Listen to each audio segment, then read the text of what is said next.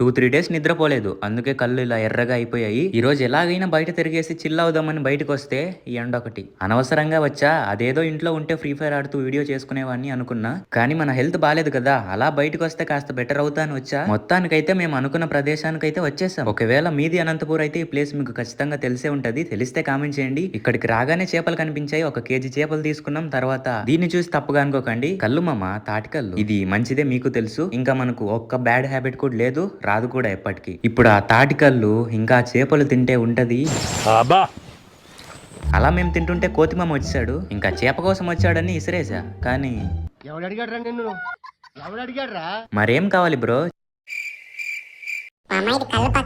ఏ ఊకో, అది చూస్తే ఇచ్చేయాలా? అక్కడి నుంచి అయితే అలా తప్పించుకొని వచ్చేసాం. నిజంగా ఈ ఊరు కేరళ లాగా ఉందబ్బా, నాకైతే బాగా నచ్చింది. ఇంకా అంతా చూసేసి ఫైనల్ గా మిగిలిపోయింది అంతా తినేసి. కానీ కళ్ళు ఎక్కువ తాగలేదు అనుకోండి. That's it for today.